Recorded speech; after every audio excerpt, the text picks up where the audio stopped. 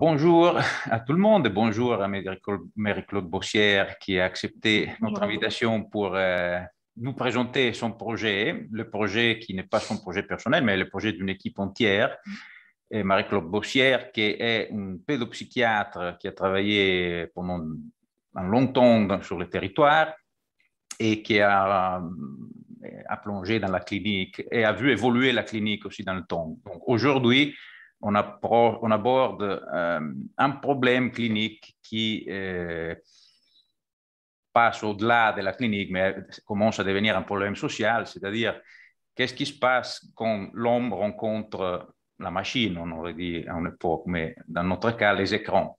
Donc aujourd'hui, les écrans sont ubiquitaires et on voit de plus en plus apparaître des troubles dans la petite enfance, dans l'âge scolaire des enfants, que les anciennes générations de psychiatres, de pédopsychiatres n'ont jamais vu. Alors, notre question est d'abord, qui êtes-vous? Si on peut présenter un peu votre projet, votre initiative, parce qu'on sait qu'il y a un projet très élaboré, très développé. Et ensuite, on va parler aussi du projet et des problématiques que vous avez mises en évidence avec votre projet. D'accord. Eh ben, merci beaucoup. Je suis très ravie de pouvoir répondre à vos questions et puis que cette problématique puisse être un peu mieux connue parce qu'il me semble qu'effectivement, euh, autant tout un chacun peut être confronté dans sa vie quotidienne, dans sa vie professionnelle de plus en plus à cet envahissement par les technologies numériques, autant effectivement dans le champ de la psychiatrie, de la pédopsychiatrie, je pense que cette dimension est souvent un peu sous-estimée et pas encore suffisamment reconnue. Voilà, donc moi je suis pédopsychiatre, oui, j'ai travaillé dans les départements autour de Paris. J'ai travaillé de plus en plus avec les enfants petits. Bon, j'ai travaillé aussi en Seine-et-Marne en pédopsychiatrie de liaison, ce qui me donnait la possibilité d'aller en maternité et donc de voir aussi les écrans, les smartphones en particulier, présents des fois dès le premier jour de vie, dès les premières heures, hein, au niveau de, enfin, intervenant comme ça dans l'allaitement en particulier. Donc actuellement, je ne travaille plus qu'avec l'Institut de recherche et d'innovation, qui est une structure créée par Bernard Stiegler il y a une dizaine d'années et qui continue son travail malgré sa disparition l'été dernier, enfin pas cet été-là, mais l'été 2020. Et donc cette structure réunit des chercheurs, des intellectuels dans des champs très différents, des industriels et organise à la fois des événements, et en particulier tous les ans les entretiens du Nouveau Monde industriel qui se tiennent pendant 2 jours au Centre Pompidou et qui ont eu lieu cette année les 29 et 30 novembre 2021. Et puis des actions beaucoup plus concrètes de terrain qui allient à la fois une dimension philosophique, bien sûr, une dimension économique et une dimension de soins, puisque le projet de Bernard Stiegler et de l'IRI sur le territoire de Plaine Commune, puisque c'est des projets qui sont localisés sur ce territoire-là. Donc, on commençait depuis quelques années maintenant, mais allie cette dimension à la fois économique, d'urbanisme aussi, puisqu'il est question, grâce au travers du numérique, de s'approprier la ville et en particulier le village olympique et son devenir après les Jeux olympiques. Donc, qui est confié, par exemple, qui va être confié à des collégiens autour de justement des logiciels libres, des logiciels numériques que les enfants peuvent s'approprier et donc utiliser de façon beaucoup plus créative et active que simplement devant un jeu vidéo où on lui demande de tirer sur des trucs, quoi. Voilà, il y a une dimension. Et donc, le projet auquel moi je participe plus spécifiquement, ça s'appelle la clinique contributive, qui est basée sur une PMI, la PMI Pierre Sémard à Saint-Denis, où nous avons commencé depuis 2 ans, maintenant 2 ans et demi, ce projet donc, qui associe un travail théorique, des rencontres entre des chercheurs, des professionnels de PMI, des parents avertis ou des parents experts, et puis, dans un deuxième temps, les habitants du quartier. Donc, c'était la base effectivement de ce trépied en fait de recherche contributive qui allie un savoir théorique, un savoir pratique et des savoir-faire des habitants. Les savoirs théoriques parce que c'est absolument indispensable de savoir ce que c'est effectivement que ces technologies numériques, qu'est-ce que ça nous fait, comment c'est construit et quels sont leurs objectifs. Et puis, les savoirs des professionnels donc, qui témoignent, comme moi par exemple, hein, et comme les professionnels, les puéricultrices ou les psychologues en PMI, tous les professionnels de la petite enfance qui témoignent justement de leur inquiétude en ce qui concerne les effets des technologies dans… Alors, bon, je pense qu'on va en discuter longuement, mais c'est à la fois dans l'interaction, mais qui, au fil de cette destruction de l'interaction, ce que moi j'appelle maintenant les disrupteurs relationnels, au fil du temps, crée une véritable pathologie et qui peut être au départ assez spécifique et puis finalement peut-être un peu moins spécifique au fil du temps. Voilà, donc ça c'était pour me présenter, c'était déjà un peu long. Oui, donc vous n'êtes pas seul dans ce projet, ce n'est pas une initiative personnelle. Donc la première chose qu'on remarque est qu'il y a encore quelqu'un qui est intéressé à la théorie. Donc ça, c'est une bonne nouvelle, parce qu'aujourd'hui, tout le monde est intéressé à la production, la productivité, l'efficacité, mais s'arrêter pour réfléchir devient matériel rare. Et donc, on peut adhérer à ces projets. Donc, vous êtes une structure qui est ouverte et on peut vous contacter éventuellement. Alors, bien sûr. Alors, l'objectif, c'est bien sûr que cette recherche, d'abord, soit connue, produise des effets, d'abord pour…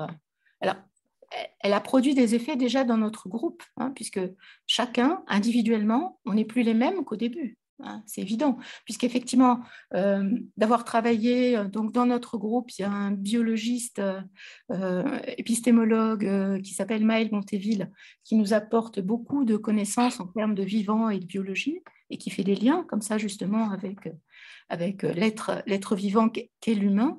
Donc il y a bien sûr une dimension philosophique, une dimension économique, il y a le savoir des professionnels. Donc en fait, les professionnels de PMI, par exemple, sont aussi très différents de ce qu'ils étaient il y a 2 ans.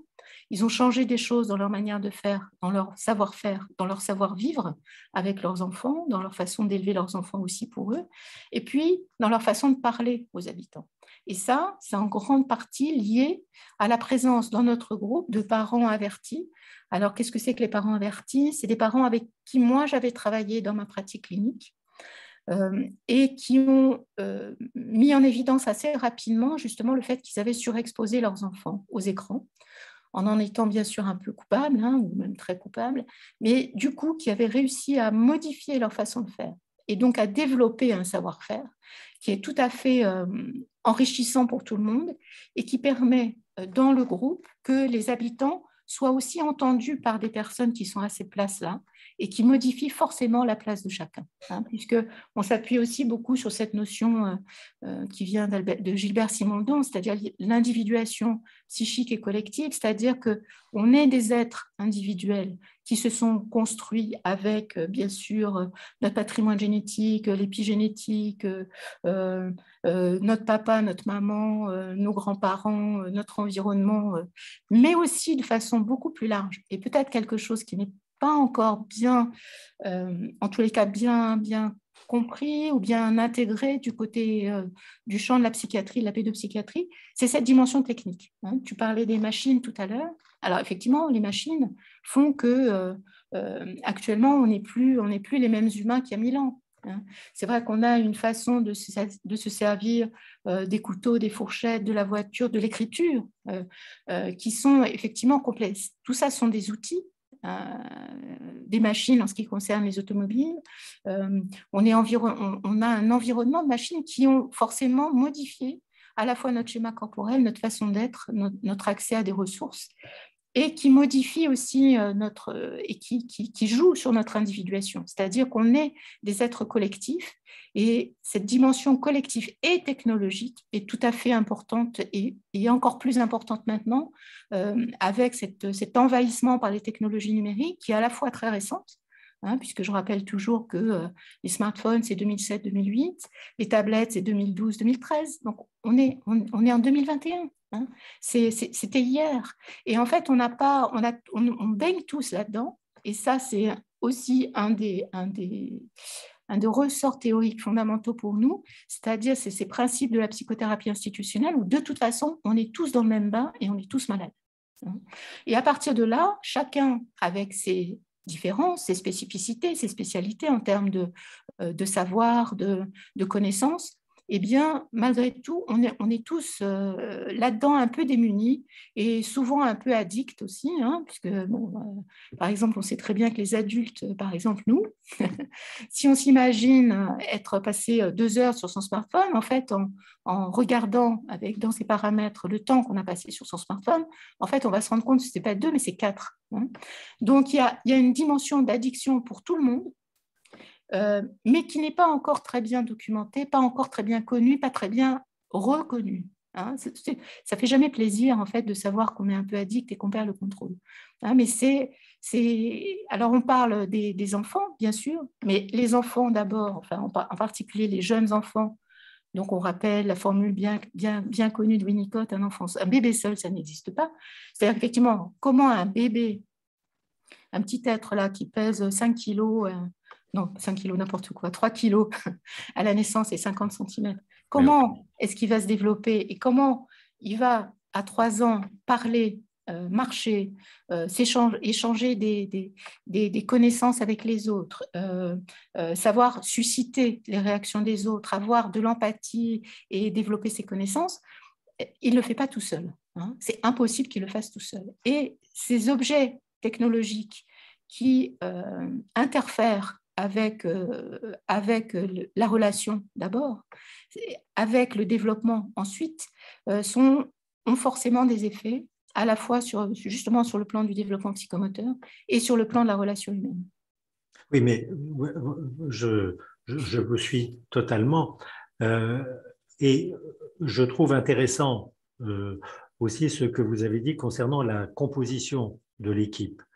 C'est-à-dire qu'il n'y a pas que des cliniciens, il y a des intervenants du champ politique, du champ social, philosophique, parce qu'il y a une responsabilité globale, bien évidemment, puisque, comme vous le dites très justement, ça participe d'un renoncement généralisé à une certaine façon d'accueillir les nouveaux-nés, parce que il y a la volonté affichée d'ailleurs des nouvelles technologies et politiquement orientées de renoncer à l'échange, au temps d'échange, pour demander à ce que toutes les personnes aillent dans un sens bien précis, en coupant véritablement les personnes du social depuis leur base, je dirais, commune, c'est-à-dire, je vois par exemple l'intérêt que je peux avoir pour les journaux. Aujourd'hui, maintenant, on va vers le zéro papier. Il y a de moins en moins de points de vente et tout le monde est amené à consulter la presse à partir de son smartphone et qu'il y a là une volonté importante. Donc, je trouve formidable que vous ayez autour de vous des gens qui sont aussi dans le domaine industriel, parce que ça concerne les politiques, les industriels. Et ça, je trouve ça important de le rappeler, cette responsabilité globale. Tout à fait, tout à fait. Alors moi, je dois dire qu'effectivement, ce qui m'a un peu orientée de ce côté, c'est la lecture du livre de Bernard Stiegler, Prendre soin de la jeunesse et des générations, où il parle très très bien justement de cet effet, alors au départ de l'audiovisuel, mais aussi bien sûr des technologies numériques, du côté d'une standardisation et du côté d'une attaque de la transmission des générations. Il parle en particulier très bien dans ce livre d'une publicité de Canal J, où on voyait un grand-père avec son nez de clown faire le clown devant ses petits-enfants qui étaient installés sur le canapé, ou une grand-mère qui faisait un petit peu le clown, elle aussi, avec de la farine quand elle faisait son gâteau. Et on voyait les enfants complètement consternés sur le canapé. Et la publicité, c'était « Vos enfants méritent mieux que ça ». Donc cette attaque majeure de la question de la transmission de la place, de la différence des générations. À partir de là, effectivement, il a développé toute sa théorie. Enfin bon, c'est beaucoup plus large que ça, hein, le travail de Bernard Stiegler, bien sûr, mais moi, ça m'a beaucoup, je pense que ça a modifié fondamentalement ma vision de la pathologie et ma vision du travail avec les parents. C'est-à-dire qu'en fait, on est tous dans cette galère-là, dans cette galère technologique qui, effectivement, comme vous dites, nous amène à nous passer des cartes routières, nous amène à nous passer du journal, nous amène à passer des temps qui sont des temps riches, comme ça, de repas avec des copains au restaurant ou de repas avec ses enfants, et de remplacer tout ça par, effectivement, cet outil-là, le smartphone, qui vient prendre toute la place. Voilà, et donc je pense que c'est important qu'on en soit tous conscients, qu'on soit tous, oui, tout à fait conscient de cette omniprésence et du fait que ça attaque tous nos savoirs. Savoir nous orienter, par exemple, savoir cuisiner ou avoir en mémoire une recette, par exemple, la recette de sa grand-mère ou de son grand-père, c'est-à-dire qu'on n'a plus ça, hein, puisqu'on va sur YouTube, sur des applications comme ça pour retrouver des recettes, pour trouver des nouvelles recettes qui n'ont plus rien d'un lien avec justement cette transmission générationnelle. Je fais l'avocat du diable et je vous pose la question. Vous avez été accusé d'être un peu nostalgique, d'être un peu à l'ancienne façon. Parce qu'aujourd'hui, on trouve, par exemple, des livres pour les bébés, donc pour accueillir les bébés et pour leur parler avec le langage des signes. Donc, pour introduire une technique de communication qui n'a jamais été prévue auparavant. Mais comme pour dire aux jeunes mamans d'aujourd'hui, laissez tomber ce que vous avez toujours entendu de votre mère, de votre grand-mère. Aujourd'hui, on vous propose une nouvelle façon de faire qui fonctionne mieux, qui est beaucoup plus avertie, beaucoup plus scientifique. Alors, quelle est la posture correcte aujourd'hui qu'on peut conseiller? Moi, je pense qu'effectivement, ça, c'est une attaque majeure de la place des parents, de l'importance et de la valeur de ce qu'ils peuvent dire, de ce qu'ils peuvent transmettre, de ce qu'ils peuvent chanter. Et dans la pathologie que moi j'ai rencontrée en CMP et que vous rencontrez aussi certainement de plus en plus, il y a cette dimension de parents qui sont perdus et qui disent et qui ne parlent plus à leurs enfants parce qu'ils pensent qu'effectivement, si les enfants sont devant des petites applications sur YouTube ou des petits dessins animés ou des petites applications qu'on dit éducatives, que ça va être bien meilleur que ce qu'ils vont pouvoir leur apporter. Qu'eux, ils ne savent pas très bien parler français, que bien sûr, ce petit enfant qui va faire défiler les noms des couleurs ou les chiffres en anglais, c'est tellement valorisant pour des parents qui ne se rendent pas compte, qui ne savent pas. Je pense que ce n'est pas de la... c'est pas de la négligence, parce qu'il y en a qui vont, enfin, des gens qui ont tendance à nous traiter justement d'amiches et de retour à la lampe à huile, mais qui pensent qu'effectivement, les technologies numériques, c'est tellement mieux, etc. C'est faux, c'est faux. Donc, il faut le dire, il faut le savoir. C'est-à-dire qu'un parent, moi, j'ai souvent posé la question pour des enfants qui avaient un retard de langage, par exemple, de savoir dans quel bain de langage, bon, les choses qu'on a apprises en pédopsychiatrie, mais alors, est-ce que vous racontez des histoires? Est-ce que vous dites un peu ce que vous faites? Ou quand vous sortez de la maison, ce que vous allez faire? Ben non. Ah bon, mais alors, est-ce que vous chantez des chansons? Ah oui, oui, ah oui, oui. Ah, je dis, ah bah super, qu'est-ce que vous chantez comme chanson? Eh ben, je leur mets YouTube. Hein. Donc ça, c'est des choses qu'on voit en consultation et je pense que c'est cette clinique-là qui est intéressante à explorer parce que les parents, ils font ce qu'ils peuvent. Hein, et je pense que une des thèses de Bernard Stiegler, c'est la prolétarisation. C'est-à-dire qu'on est tous un peu devenus des prolétaires, c'est-à-dire qu'on a tous perdu notre pouvoir d'agir sur le monde et notre savoir, sur notre savoir transmis. Et donc, cette dimension, elle atteint des domaines différents de notre vie. Donc, je parlais par exemple de savoir s'orienter quand on est en voiture, de savoir faire une recette de cuisine, mais il y a aussi, bien sûr, tout ce qui nous atteint tous dans notre monde professionnel, où par exemple, on vous dit non mais ce que vous saviez faire là jusqu'à présent, mais c'est nul. On va remplacer tout ça par des applications.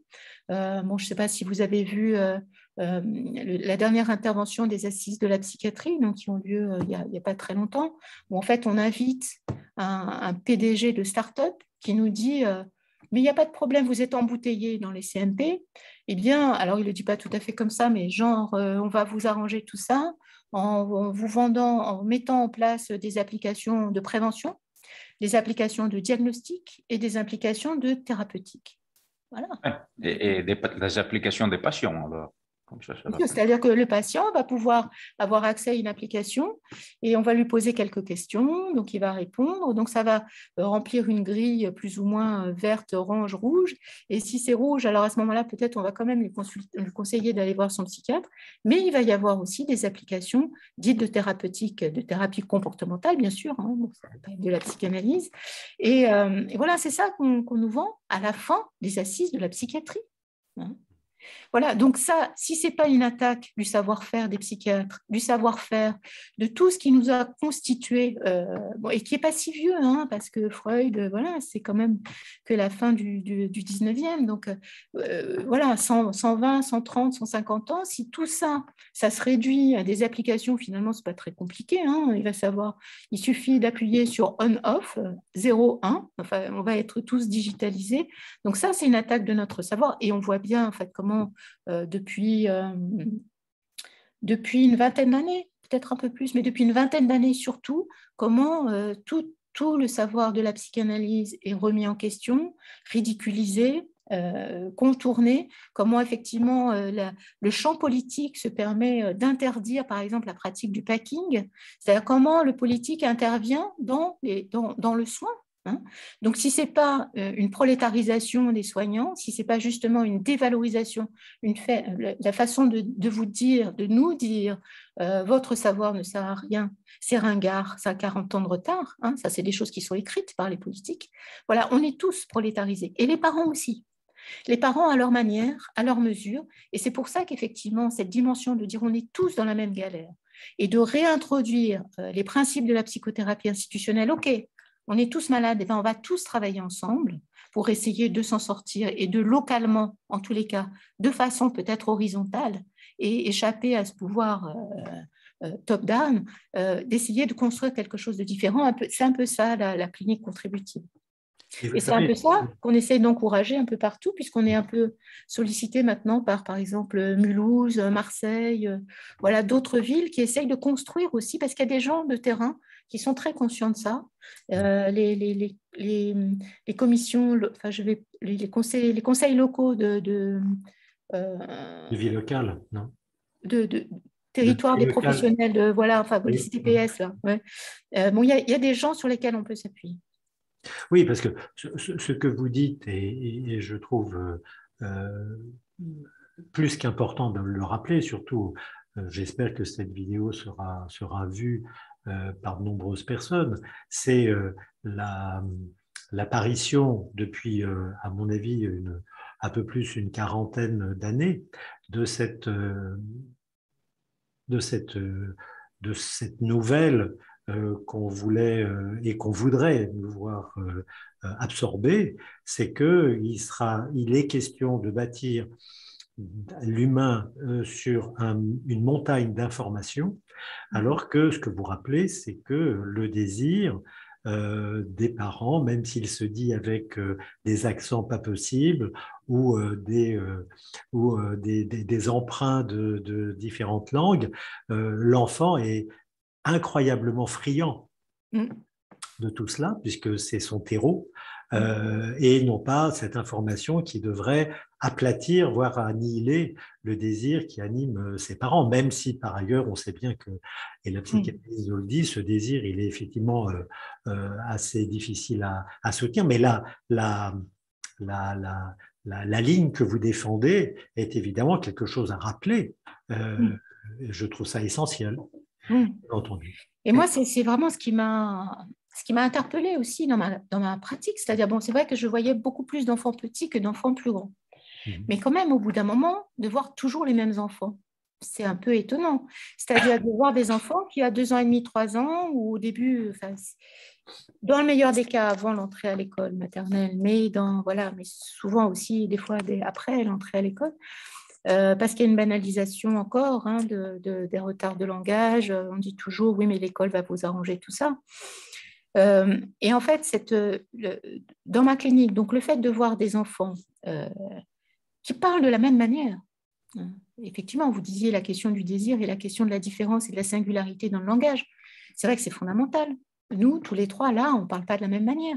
Par contre, les enfants qu'on voit, ils parlent tous de la même manière. Hein. Quand ils parlent, quand on dit qu'ils parlent, parce que c'est pas... Qu'est-ce que le langage à ce moment-là, quand il s'agit effectivement de faire défiler des mots en anglais, de faire défiler des couleurs, de faire défiler les lettres de l'alphabet, mais sans que ça ait aucun sens. C'est-à-dire que les enfants savent très bien dire 1, 2, 3, 4, 5, 6 en français, en anglais, etc. Mais si on leur demande, bah, tiens, donne-moi 2 balles, ils ne savent pas ce que ça veut dire. Si on leur demande, donne-moi le cube vert, ils ne savent pas ce que ça veut dire, alors qu'ils savent très bien dire green. Et alors moi, ce qui m'avait beaucoup interpellée aussi, c'est la prosodie. C'est-à-dire que même la prosodie est la même. C'est-à-dire qu'on voit des enfants, enfin moi j'étais frappée quand même par ces enfants qui ont une tonalité qui est identique d'un enfant à l'autre et qui est absolument reproduite de ces petites applications dites éducatives. Et quand les enfants vous disent tous purple, comme ça, de la même manière. Moi, j'avais été scotchée par un enfant qui était sorti de mon bureau. Au-dessus de la porte, il y avait une pendule. Et il m'avait dit une montre. Et je pense qu'aucun parent ne peut dire tu sais, ça, c'est une montre. Enfin, aucun parent ne va dire c'est une montre. Et ça, c'est les logiciels. Hein. Voilà. Donc, quand on voit tous les enfants qui parlent comme ça, avec cette même prosodie, c'est quand même un peu étonnant, étrange pour des gens comme nous qui justement sont justement plutôt attentifs à la singularité, à une histoire particulière qui se construit avec des parents hein, qui ont une histoire générationnelle, transgénérationnelle, dans un milieu donné, etc. Quand on voit finalement ces enfants pour lesquels très rapidement on met en évidence une surexposition aux écrans, pour des raisons XY, hein, bon, après, les parents disent à peu près tous bon, la même chose. Hein, s'ils les mettent devant les écrans, alors je pense que c'est souvent, soit parce qu'il y a un deuxième enfant très rapproché, donc les mères sont complètement débordées, soit parce qu'il y a eu des problèmes de santé et donc il fallait calmer un peu les enfants pour les soins, soit effectivement parce que c'est des parents complètement déprimés, démunis, qui ont de telles difficultés socio-économiques que c'est la seule façon de calmer les enfants pour qu'ils ne fassent pas de bruit, pour que les voisins ne se plaignent pas, pour que les gens ne se plaignent pas, comme si effectivement cette société était incapable maintenant de faire la place à des enfants qui font du bruit, qui dérangent. Ben oui, les enfants, ça fait du bruit et ça dérange. Et ils sont là pour ça, pour nous déranger. Hein, s'ils ne nous dérangeaient pas, ils n'auraient pas besoin de faire leur place dans la vie. Et donc, bon, ce ne serait plus des enfants. C'est ce qu'on observe maintenant. C'est des enfants qui dérangent personne. Oui, du coup, on arrive à la question. Alors, comment vous avez eu l'idée de commencer ce projet sur ce phénomène clinique que vous avez répertorié, donc la syndrome, comme vous l'avez appelé, EP, donc exposition précoce excessive aux écrans. Oui. C'est l'épée de Damoclès. Oui. Qui est tombée, malheureusement. C'est rigolo parce qu'après, on peut imaginer, on peut associer soi-même plein de choses avec cette épée.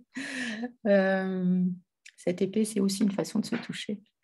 Mais ça me fait associer avec une des tirades de Cyrano, non, avec cette pointe de l'épée, je touche. Je touche.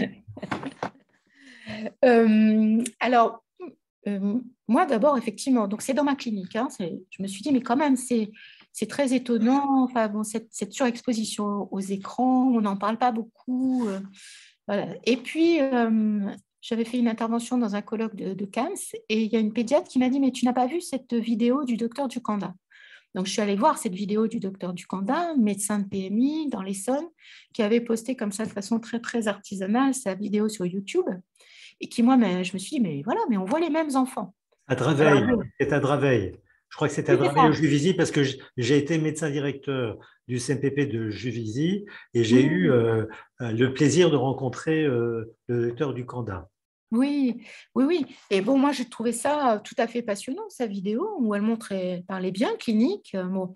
Alors, Malheureusement, comme elle parlait d'autisme, certaines associations de parents d'enfants autistes sont tombées dessus, ont porté plainte contre elle. Bon, ça a été terrible pour elle, hein, elle a été menacée. Enfin, on a été voir son ex-mari, enfin, en essayant voilà, des choses détestables comme on les a rencontrées, enfin, comme Pierre de Lion les a rencontrées autour de la pratique du packing, enfin, des choses odieuses. Bon, alors tout ça a été balayé, hein, par le Conseil de l'ordre qui a dit qu'il y avait effectivement rien à voir, rien de répréhensible dans tout ça. Mais bon, ça a été extrêmement compliqué pour elle. En tous les cas, à cette occasion, c'est créé un collectif qui s'appelle le collectif Surexposition Écran, le cause. Donc, il y a un site internet qui s'appelle surexpositionécran au pluriel.org que je conseille à tout le monde parce que effectivement, on recense beaucoup d'études, surtout anglo-saxonnes, mais il y a énormément d'études anglo-saxonnes, assez peu d'études françaises, mais beaucoup, beaucoup d'études anglo-saxonnes. Et quand on nous dit, en France, les politiques et certains académiques qui nous disent qu'il n'y a pas d'études, c'est faux, c'est absolument faux. Et même pour les adultes, il y en a beaucoup. Bien sûr. Bien sûr, on a un recul incroyable. Enfin, les États-Unis sont plus en avance que nous, mais il y a un recul incroyable. Il y a des études maintenant en Chine, au Japon, en Thaïlande, qui font état justement d'enfants qui sont étiquetés, entre guillemets, bon, je n'aime pas beaucoup ce mot, mais qui reçoivent un diagnostic de trouble du spectre autistique. Et quand on les retire des écrans, eh bien, c'est des enfants qui se sont considérablement améliorés en quelques mois. Hein. Et bon, on voit bien comment dans les services de pédopsychiatrie, on est submergé par ces enfants dits troubles du spectre autistique, bon, qui remplissent nos files actives, qui remplissent les files d'attente, d'abord les pauvres, ensuite les files actives, ensuite les hôpitaux de jour, ensuite toutes les structures de soins. Donc, si on peut effectivement, pour certains d'entre eux, je ne dis pas que c'est le cas pour tous, mais pour certains d'entre eux qui sont effectivement surexposés et pour qui c'est l'essentiel de l'étiologie, si on peut arriver à travailler avec les parents, à faire en sorte que effectivement le temps d'écran soit diminué et que ces enfants s'améliorent sur le plan de leur clinique, bon, pourquoi s'en priver? Moi, quand j'ai vu des enfants effectivement revenir après 1 mois ou 2 mois de consultation et que je voyais arriver des enfants qui n'étaient plus les mêmes, il y a des enfants qui, effectivement, commencent à acquérir un langage, mais qui est un vrai langage, un langage qui a un sens de communication. Et que les parents vous disent, très émus, mais mon enfant, ça y est, il a demandé des câlins pour la première fois de sa vie, bah, je trouve que ça vaut tous les efforts qu'on peut faire. Et je pense que bon, d'abord, c'est extrêmement émouvant. Et pourquoi se priver de ça? Pourquoi se priver de ça? Et bon, on peut toujours effectivement les envoyer faire un diagnostic auprès des centres de diagnostic autisme, mais bon, d'abord on sait qu'ils sont eux aussi embouteillés et que bon, si on peut, même si on les envoie parce qu'on n'est pas sûr au bout d'un moment du diagnostic, mais si on les envoie faire une consultation dans ces centres, eh bien au moins qu'ils aient pu être retrouver effectivement l'interaction avec les parents, retrouver des expériences de vie, des expériences motrices toutes bêtes comme aller courir dehors, aller sauter, courir sur les troncs d'arbres, courir avec les copains et jouer au ballon avec papa ou avec maman ou avec les frères et sœurs, bah, tant mieux. Je voulais vous demander, vous parlez des parents et vous parlez évidemment de ces parents qui se font porteurs de cette bonne nouvelle, entre guillemets, c'est-à-dire que quand on se pose la question des écrans et quand on décolle les enfants et les adolescents de façon, comment dire, avec un discours et pas simplement avec des réprimandes, mais qu'on leur propose autre chose, bien évidemment, comment agissent et comment diffusent à partir de votre expérience cette parole parentale qui du coup probablement trouve à s'appuyer sur des résultats symptomatiques et importants, comme vous venez de le rappeler. Comment prennent-ils cette fonction de sensibiliser les autres parents comment ça se passe? Est-ce que vous pouvez illustrer comment ça se donne dans votre pratique, dans le 93 notamment? Je pense que c'est fondamental comme question, effectivement, parce que on se rend bien compte que le discours d'un parent vers d'autres parents, ou vers les professionnels, ou vers des chercheurs, n'est pas du tout entendu de la même manière. Hein. Et je pense que ce témoignage d'une expérience vécue, hein, c'est-à-dire que, bon, par exemple, on a une maman qui est beaucoup avec nous, qui d'ailleurs fait maintenant un travail d'ambassadeur de santé, et qui participe avec nous quand on fait des interventions dans les autres institutions, dans les autres villes. Elle est avec nous parce que ça fait partie absolument de façon très importante du dispositif. Et en fait, quand elle dit « mais moi, j'ai mis mon enfant devant les écrans pour telle et telle raison », et je me suis rendu compte que ça n'allait pas bien, je me suis sentie coupable, et voilà comment j'ai essayé de faire. Et elle pose des questions aussi aux parents en disant « mais comment ça se passe pour vous ?» Et elle donne un peu des idées. Et en fait, les parents, rencontrant un parent qui a vécu ces mêmes difficultés, du coup, échappent à cette position hiérarchique avec les professionnels de santé, qui fait que bon, voilà, on connaît bien cette histoire du transfert, hein, c'est-à-dire que cette position transférentielle, finalement, empêche parfois d'intégrer vraiment la question, le problème et la façon dont on pourrait imaginer des solutions. Comment s'approprier les solutions. Et cette maman, elle est entendue un petit peu au même titre que... alors, moi, c'est des choses sur lesquelles j'avais été assez sensible, puisque dans ma pratique professionnelle, j'ai toujours fait des groupes, et en particulier des groupes avec des parents, donc des professionnels, des parents, des enfants. Et j'ai toujours été très sensible à la question du transfert latéral, c'est-à-dire en fait la façon dont des parents peuvent convaincre d'autres parents. C'est même pas de la conviction d'ailleurs, hein, c'est même pas intellectualisé. C'est-à-dire qu'il y a des choses, des situations qui font que ça fait sens, ça fait interprétation pour d'autres parents. Hein, et en particulier, je me souviens de choses que les parents peuvent raconter après coup, en disant, voilà, c'est telle situation de telle maman qui avait amené sa petite fille en pyjama au groupe et qui avait dit de toute façon à sa petite fille, elle lui avait dit de toute façon, c'est pas toi qui vas m'empêcher d'aller au groupe, tu veux pas t'habiller, et bien moi je t'emmène en pyjama. Et en fait, c'est ça qui avait allégé le surmoi d'une autre mère, c'est-à-dire qui jamais ne se serait permis ce genre de choses et qui s'était dit, bah oui, en fait, elle a raison. Mais ça, c'est un truc que jamais aucun professionnel n'aurait pu apporter à cette mère. Et cette question du transfert latéral, des situations comme ça que le dispositif permet et que le dispositif encourage, favorise et permet, ça, c'est quelque chose qui me semble, moi, tout à fait fondamental. Et du coup, on arrive un peu à aborder la question un peu essiologique. Donc, est l'exposition à l'écran qui fait pathologie, est l'absence du parent qui fait pathologie, ou est le mélange des deux? Alors,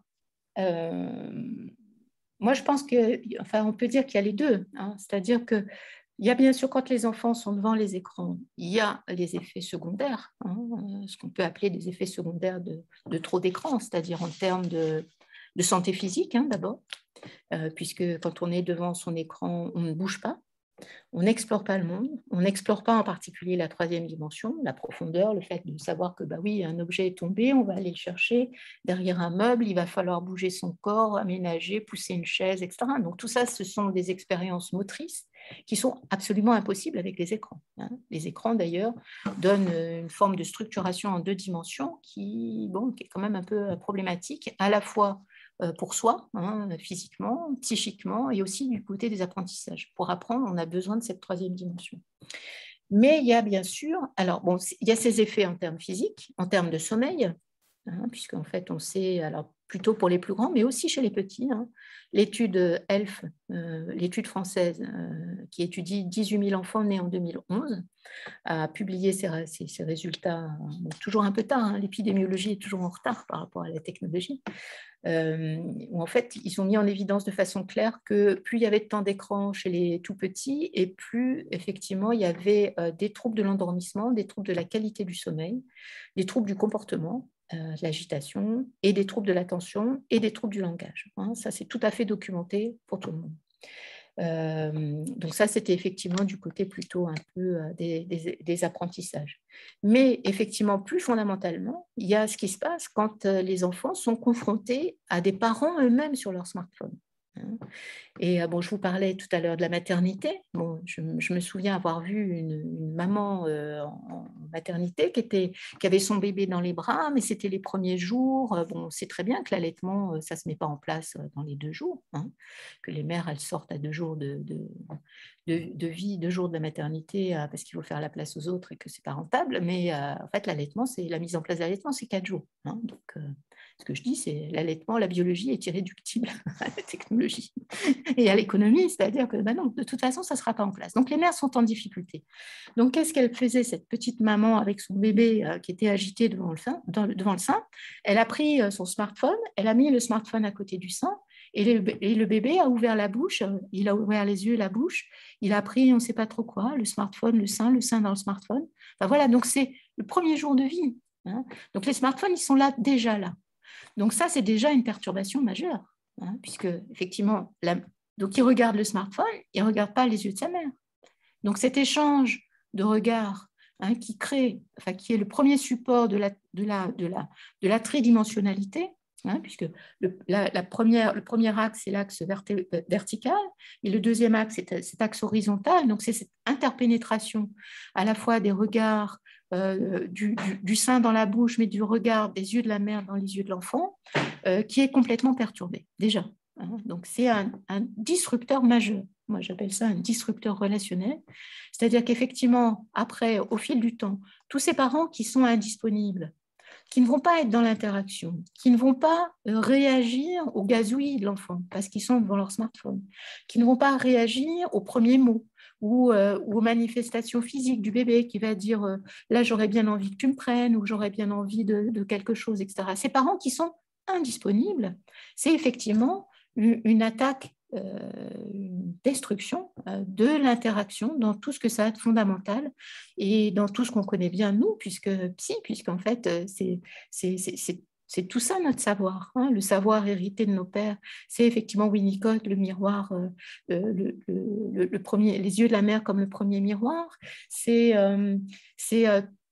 toute cette prosodie développée par Daniel Stern, par Trevarten, sur effectivement ces petits temps de latence qui sont créés et qui sont installés par la mère et le bébé dans quelque chose qui est un peu symphonique comme ça, et qui crée le langage, et qui crée la singularité du langage, et qui crée le fait qu'un langage, qu'une façon de parler d'un bébé n'est pas la même que la façon de parler du bébé d'à côté, et que l'échange n'est pas du tout le même, et qui crée des individus qui sont des individus tous différents.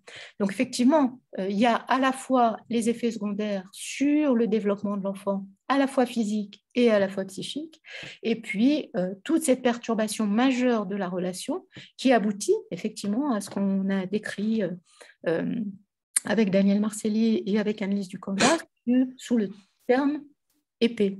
Donc exposition précoce et excessive aux écrans.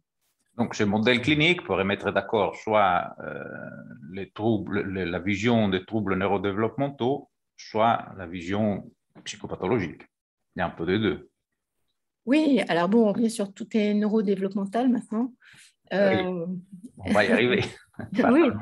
Bon, alors bien sûr, ces schémas-là vont s'inscrire dans le cerveau.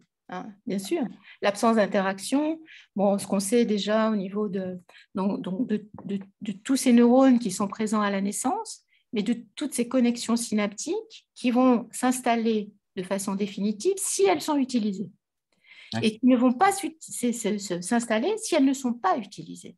C'est-à-dire que plus l'expérience des enfants, des bébés, des petits avant 3 ans, enfin avant 1 an même, puisque l'élagage synaptique, c'est à la fin de la première année. Donc, plus les expériences sont utilisées et plus effectivement les connexions synaptiques vont être riches, et plus elles sont standardisées, c'est-à-dire réduites à du son, de l'image, plus elles vont être restreintes. Alors après, effectivement, on peut dire que c'est neurodéveloppemental, effectivement, ça va s'inscrire au niveau du cerveau. Et oui, bien sûr, quand on a des émotions, ou quand on a une pensée, oui, bien sûr, on peut voir que le cerveau fonctionne. Mais est-ce que ça décrit la qualité des émotions? Est-ce que ça décrit la qualité de l'environnement? Est-ce que ça décrit cet arc-en-ciel magnifique et ces couleurs du coucher de soleil? Ben non, hein, le cerveau, voilà. Effectivement, il enregistre des stimulations, etc. Mais bon, bon, je suis bien d'accord que bon, ce qui est neuroscientifique, en tous les cas, a un intérêt, en particulier parce elle conforte les descriptions de la psychanalyse, par exemple. Hein. Mais ça, on ne le dit pas beaucoup.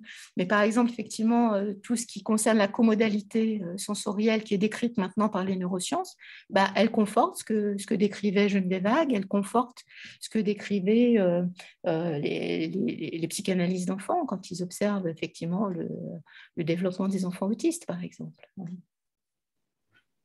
Oui, mais voilà, ce que vous dites aussi concernant cet exemple très emblématique avec cette femme qui donne le sein et qui donne aussi le smartphone, c'est dire aussi à quel point la technologie donne cette impression que tout est parfait du point de vue de la technologie et que l'humain est imparfait et qu'on familiarise l'affaire en disant que le nouveau-né devrait biberonner à la perfection.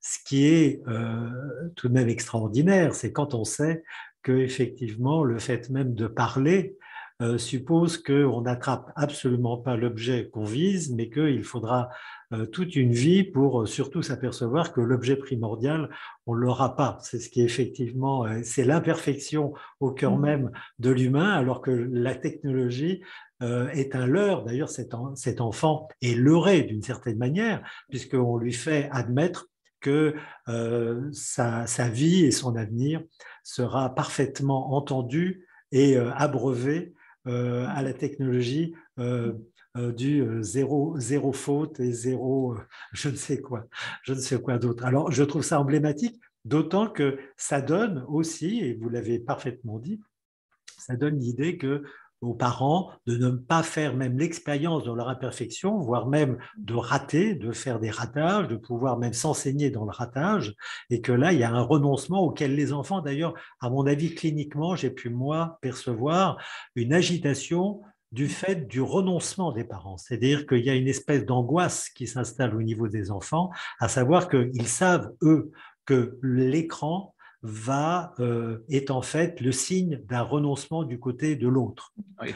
Et que ça, c'est quelque chose auquel on n'est peut-être pas assez sensible, mais que l'enfant a ce savoir qui est absolument extraordinaire, c'est que il sait, lui, quand il n'est pas trop foufou, hein, bien entendu, cet enfant, il sait comment l'humanisation pourrait lui venir, mais il y a un obstacle dramatique, puisque ceux qui sont censés lui transmettre cette humanisation par le smartphone, annonce d'emblée qu'il renonce, entre guillemets, bien entendu, et vous dites ô combien que tout ça peut être remanié avec un peu de convivialité et puis de prise au sérieux, mais je trouve emblématique ce que vous venez de dire et je vous remercie d'avoir pris cet exemple si signifiant.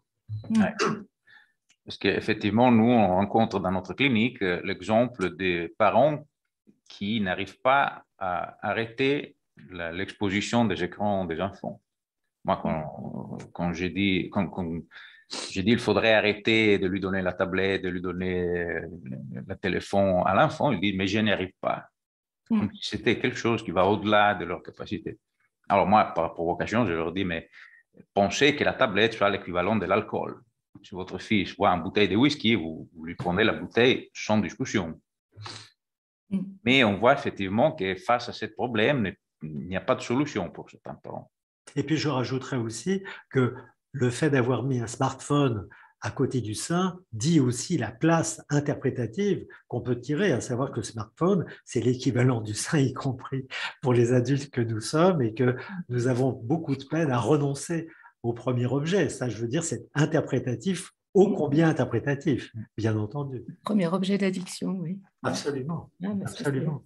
C'est vrai, Winnicott dit très bien, hein, en fait, l'enfant est addict à sa mère. C'est-à-dire que la dimension de l'addiction, elle n'est pas forcément négative. Bien entendu. Elle est tout à fait fondamentale même pour chacun. Sauf que au fil du temps, les choses s'introduisent, des choses s'introduisent. L'objet transitionnel, le phénomène transitionnel, l'objet transitionnel, une petite séparation, la fabrique du culturel, la fabrique de la ressource. Et puis, effectivement, c'est toutes ces choses qui disparaissent avec le… Je dirais même, excuse-moi, je dirais même que ça donne pour moi, enfin bon, ça serait évidemment un autre sujet, mais ça donne pour moi cette interprétation un peu perverse de cette affaire, c'est-à-dire le détournement de cette addiction, je dirais humaine, parce que heureusement qu'il y a une addiction qui est petit à petit après travailler avec les parents et l'enfant, bien entendu, mais que cette addiction primordiale, eh bien, elle est perversement détournée au profit de la technologie qui profite de cette faille-là pour dire l'addiction, ça m'intéresse, mais avec un but, je dirais, un peu moins humanisant. Oui, effectivement, il faut faire attention parce qu'il y a plusieurs types d'addictions. C'est-à-dire, le bébé qui est addict à sa mère a en réciprocité avec sa mère. Donc, sa mère lui renvoie quelque chose de personnalisé, dans le meilleur des cas. Personne qui est addict au téléphone n'a pas la même réciprocité. Donc, on ne parle pas de la même addiction.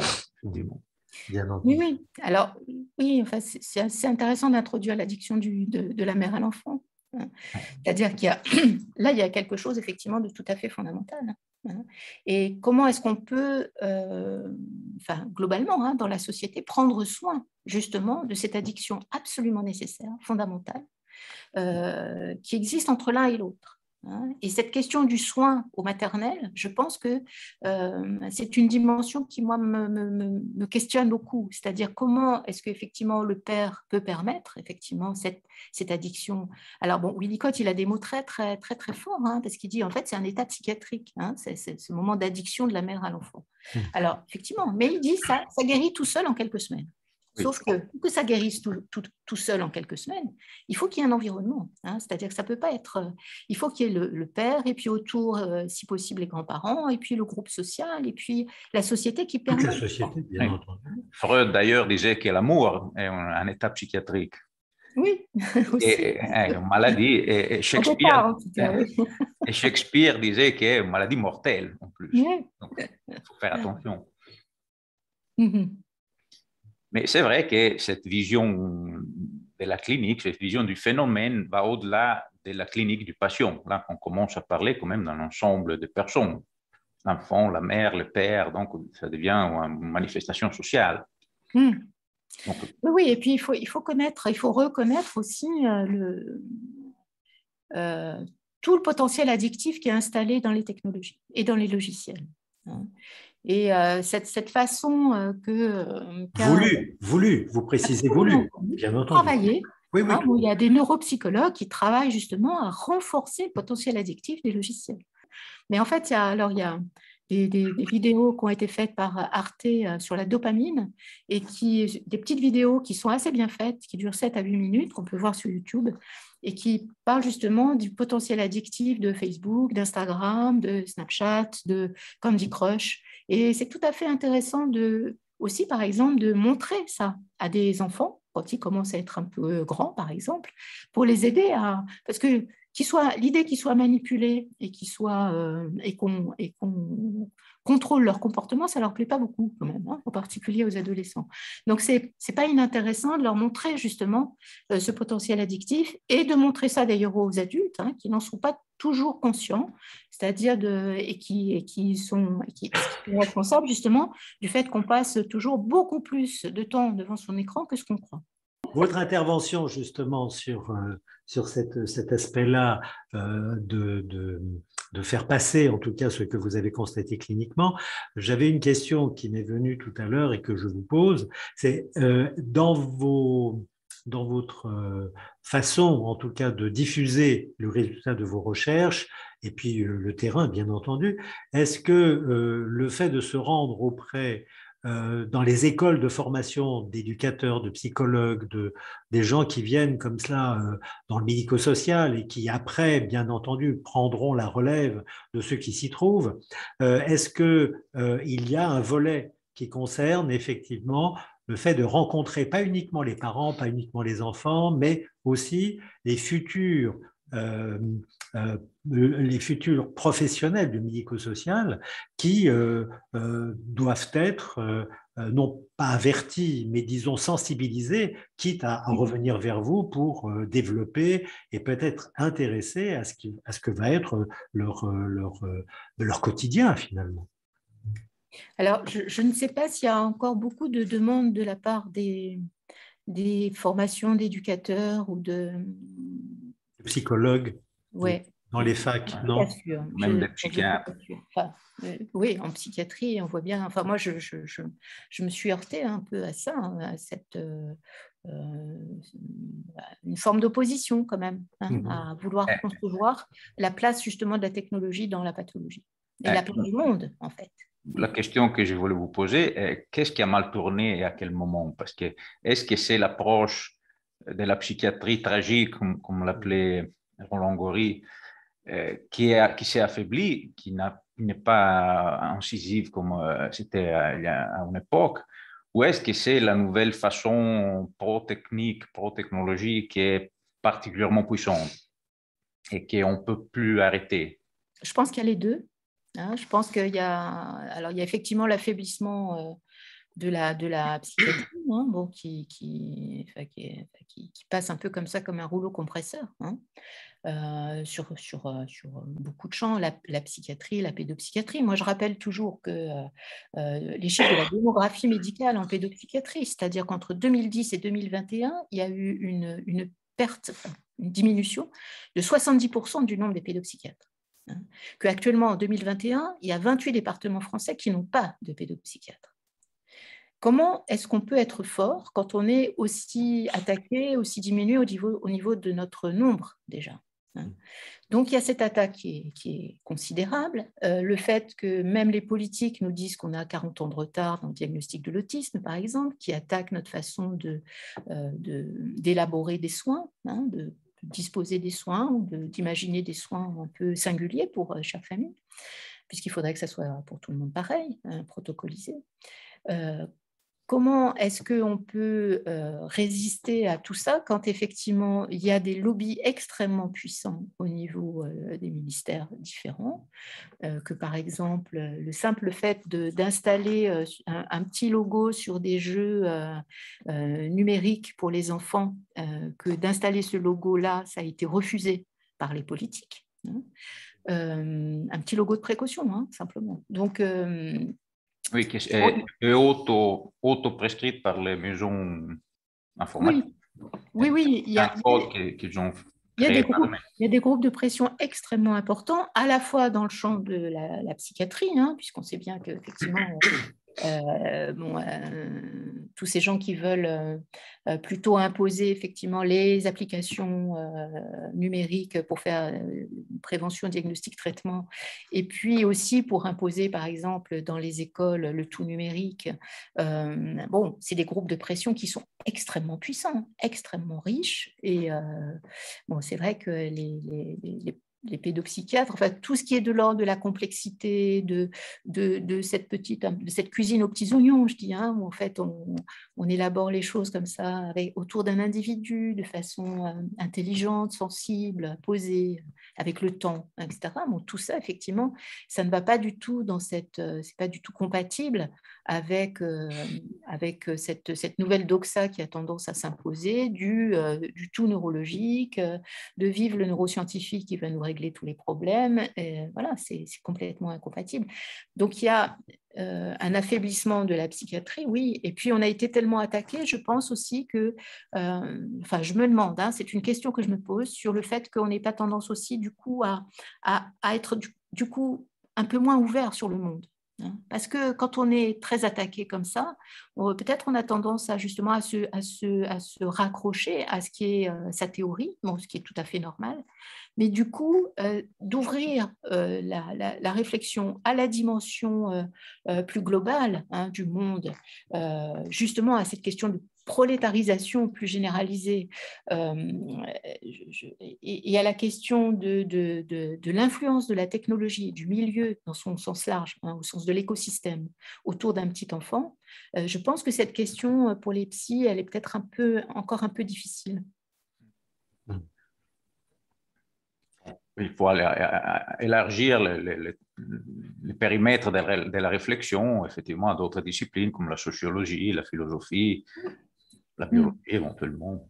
Oui, parce que j'ai moi des contacts, disons, avec des étudiants de psychoprates, de formation de psychologue, et je me suis toujours demandé si justement ce type d'initiative ne serait pas à prendre de les contacter pour les lieux de formation qui n'ont peut-être pas idée. Alors, mais évidemment, je suis conscient qu'il y a effectivement une sorte de volonté d'arrêter au seuil de la porte des écoles ce type de réflexion, mais les quelques étudiants de psychoprates qui vont sur le terrain découvrent parfois et peut-être découvrent en tout cas la difficulté qu'ils constatent sur le terrain, qui était très très loin des cours, de l'approche qu'ils avaient dans l'école. Et je me suis demandé comme ça si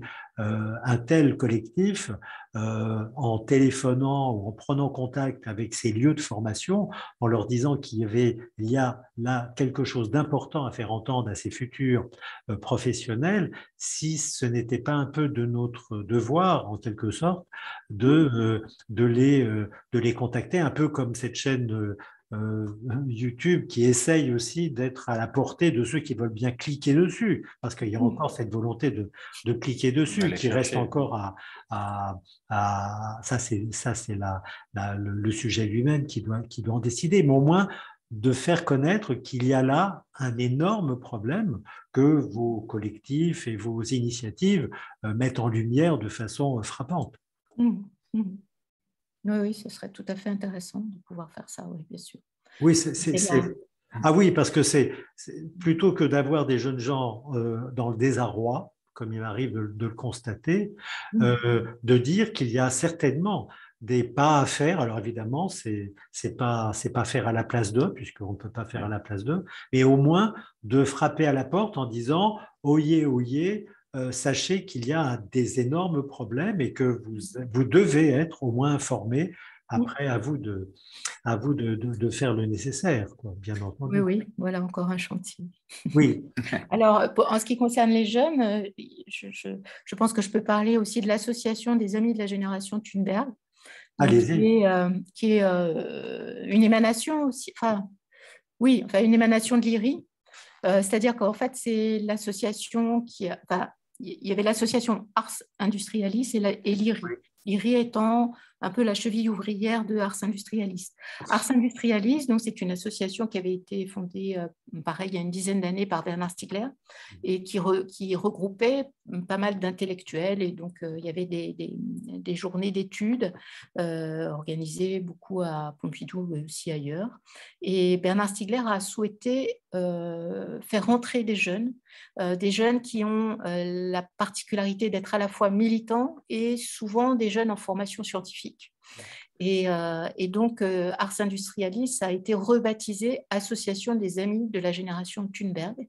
Et donc, il y a un site qui est plutôt bien fait, les Amis de la génération Thunberg, et qui propose des groupes de travail et qui a cette particularité d'associer des vieux et des jeunes, c'est-à-dire des gens qui ont, qui ont une vraie assise scientifique, et puis des jeunes gens qui sont en train de se former et qui apprennent effectivement à la fois des choses du côté de l'économie, de la biologie, des mathématiques, des modélisations, de l'entropie, toutes ces choses. Et aussi, il y a un groupe de travail sur l'addiction, un groupe de travail peut-être sur la refondation de l'hôpital public, voilà, à laquelle Bernard Stiegler souhaitait s'associer. Donc, il y a des choses qui sont comme ça, mais voilà, il faut diffuser. Il faut être au courant, oui. Nous, on fait notre partie du travail. C'est ce message. Dans la description, on mettra aussi les sites pour trouver les informations. Et comment, parce que vous parliez, et peut-être là je vois le temps tourner, et effectivement, ce qui serait intéressant, c'est de voir comment cette expérience qui concerne le 93 à essaimé. Vous voyez, est-ce que vous parliez tout à l'heure assez rapidement, il me semble, de Toulouse, d'autres lieux comme ça qui font appel. Est-ce que vous avez connaissance de personnes qui, inspirées par votre exemple, se lancent aussi dans leur environnement, de là où ils sont, des initiatives qui reprennent ce que vous avez, avec vous et Bernard Stiegler, ont initié et qui paraît évidemment tout à fait important. Vous voyez, est-ce que vous avez peut-être nous donner un peu d'exemples de ces collectifs qui, en dehors des lobbies, essayent tout de même d'essaimer, de faire connaître ces initiatives tout à fait remarquables? Alors, il y a beaucoup de choses, mais qui en sont encore un peu, qui sont un peu balbutiantes pour l'instant. Oui. Bon, je pense qu'il y a, il y a eu la pandémie, le confinement, le reconfinement, etc., hein, qui a quand même beaucoup, beaucoup freiné toutes ces choses et les rencontres. Mais effectivement, il y a des gens de terrain qui se mobilisent hein, là-dessus. Moi, je suis assez sollicitée pour faire des interventions auprès soit de services sociaux ou là, je fais un truc à la demande d'une orthophoniste qui a monté comme ça un projet de formation pour les professionnels de la petite enfance dans la Meuse. Bon, il y a par exemple effectivement à Marseille quelqu'un qui nous a contacté parce elle était proche, enfin elle avait lu en tous les cas et elle avait écouté Bernard Stiegler, donc une adjointe au maire qui a envie de faire des choses comme ça sur Marseille. Et nous, effectivement, on peut les rencontrer pour parler un petit peu de notre expérience et puis discuter avec eux, voir comment ils pourraient localement trouver des ressources, des appuis, et bon, qu'on puisse éventuellement les aider. Mais voilà, après, c'est à chacun de faire des choses localement parce que nous, on est une petite équipe, donc on ne peut pas se démultiplier. Oui, parce que je songeais, parce que vous parliez du versant politique, je songeais aux dernières élections municipales qui ont vu ces élections des maires plutôt écolos monter au créneau et être apparemment sur le papier beaucoup plus sensibles que d'autres maires plutôt marqués à droite, parce qu'il faut bien aussi dire que effectivement tout ne s'équivaut plus pas quand on est un peu sensibilisé, comme vous dites, Thunberg, à l'écologie, on a en tête une version beaucoup plus fooding, je dirais, c'est-à-dire au plus proche des personnes et un peu plus dans l'humanité plutôt que d'écraser cette humanité. Donc, je me demandais si effectivement à Strasbourg, que ce soit à Lyon, que vous parliez de Marseille, mais peut-être d'autres, peuvent être effectivement des relais importants, parce qu'il faut des moyens, il faut aussi sensibiliser les professionnels. Et je trouve que c'est un travail passionnant, mais comme vous dites, petite équipe, ça veut dire aussi, bon, vous pouvez initier, mais que d'autres prennent le mouvement, quoi, bien entendu. S'inspirer, oui. Oui, parce qu'il ne s'agit pas de reproduire et de faire des copier-coller, quoi. Je pense Absolument. que la dimension locale est très, très importante. Oui, oui, vous avez raison. Il faut vraiment s'appuyer sur une configuration, sur des ressources. Les projets seront forcément tous différents les uns des autres, ce n'est pas grave. Justement, on n'est pas dans la protocolisation. Et oui, tout à fait. Et alors, en tout cas, moi, pour terminer, la question, c'est que vous parliez effectivement de Bernard Stiegler qui a quitté ce monde l'année dernière, je crois. Comment se passe alors ce passage-là? Est-ce que l'association, parce que vous parliez de ces jours en novembre qui vont continuer son œuvre et qui va rester, en tout cas, on peut l'espérer, qui prospérera, comment ça se passe au niveau de votre association? Est-ce qu'il y a eu une difficulté à trouver des personnes qui poursuivent cet effort, ou si je peux vous demander cela, puisque c'est vrai que Bernard Stiegler est quelqu'un que j'apprécie énormément par ses interventions, par son dynamisme et par sa révolte même, hein, bien entendu. Comment ça s'est passé pour vous? En tous les cas, bon, je pense qu'on a tous été extrêmement affectés, beaucoup plus que ça d'ailleurs, hein, parce que, comme vous dites, c'est une personnalité irremplaçable. Hein. Bon, moi, je dis ça en mon nom personnel, mais je pense qu'on dirait tous ça à l'IRI. Hein. C'est effectivement cette capacité de réflexion, cette bienveillance hein, aussi envers les humains. Cette bonne révolte, je dirais, cette bonne révolte. Oui, cette révolte constructive, hein, c'est toujours pour absolument rebondir et se servir comme ça du potentiel humain. Hein, c'est vraiment assez extraordinaire. Moi, je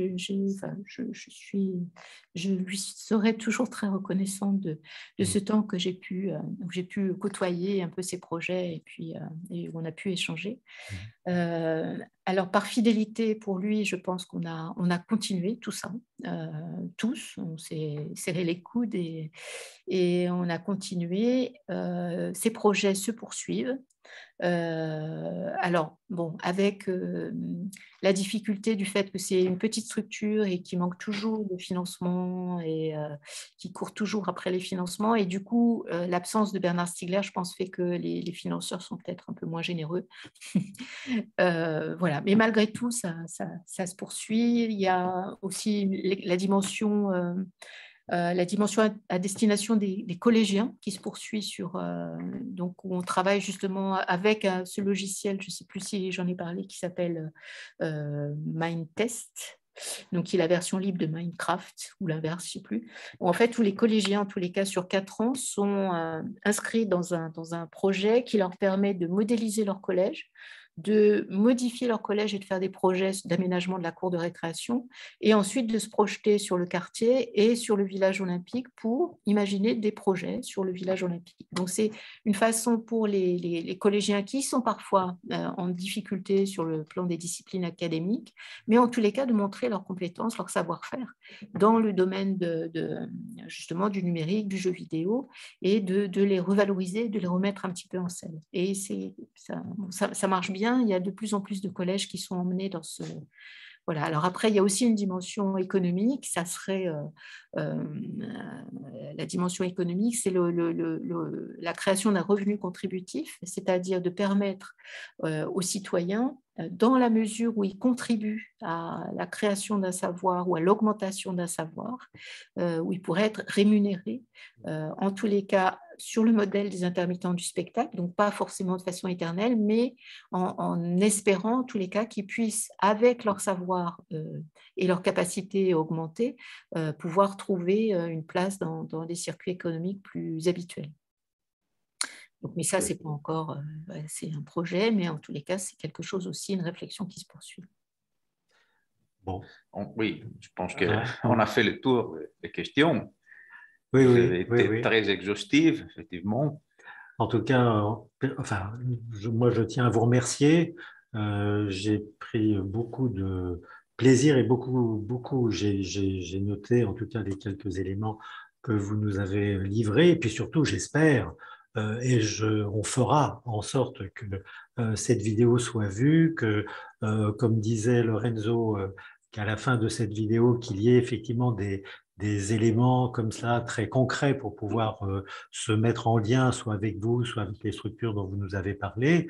En tout cas, moi, je vous remercie beaucoup et je trouve tellement essentiel de faire connaître votre initiative que j'en parlerai autour de moi, bien entendu, et puis je vous souhaite de continuer ce très beau combat, je dirais, parce que c'est aussi un combat, même si effectivement ça s'appuie sur cette volonté que l'humain puisse effectivement continuer à tirer profit de ce que le terrain enseigne finalement, parce que c'est vraiment vos connaissances viennent du terrain, de ce constat. J'en avais déjà pris acte avec Madame Ducanda, qui a fait un travail remarquable dans l'Essonne, mais vous faites à nouveau aussi référence à ce travail, et puis votre expérience en tout cas doit être utile et servir à d'autres. Merci encore beaucoup. Merci beaucoup à vous. Merci beaucoup. À bientôt. À bientôt. À bientôt.